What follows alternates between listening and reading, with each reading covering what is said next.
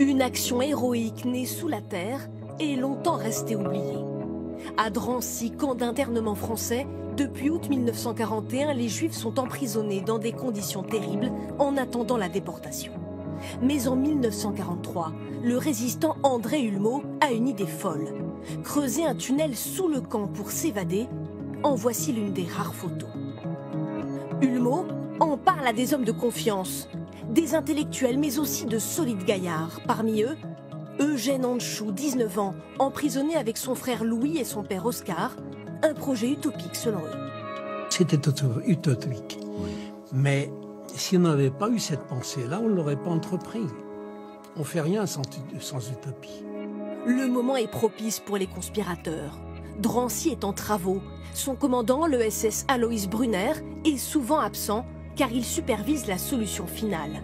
Autour du camp, des gendarmes français, à l'intérieur, une administration juive.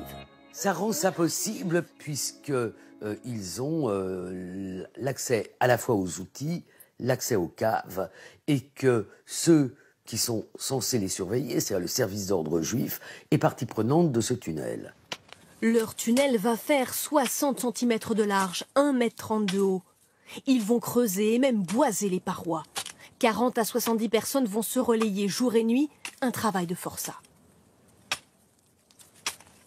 C'était très dur comme travail, parce qu'il fallait creuser dans cave, creuser dans profondeur, et tout ça sans moyenne. Je transportais à croupeton et à plat ventre des sacs, des seaux de sable. Leur objectif ?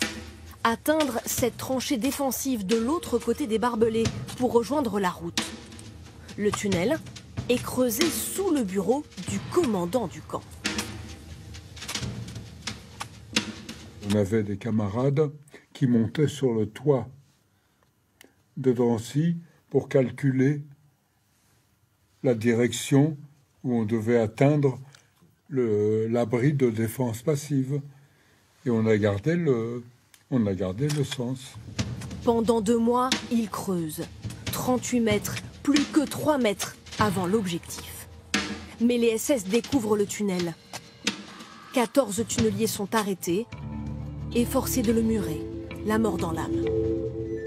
On l'a enduit de ciment et on a marqué au ciment frais sigil à grande illusion et on a tous signé.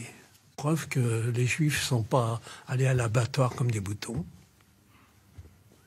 Une preuve de résistance. L'épopée des tunneliers ne s'arrête pas là. 12 d'entre eux vont réussir à sauter du train qui les emmène à Auschwitz. Des années plus tard, le petit-fils de Louis Anchou se souvient de ce lien qui a fait leur force. Ils sont continués à se voir très régulièrement et on voyait dans leurs yeux un lien indescriptible. Il y a quelque chose qui brillait dans leurs yeux. Ils avaient vécu l'impossible ensemble, ils avaient survécu ensemble. Donc une fois qu'on a ça, je pense que c'est pour la vie.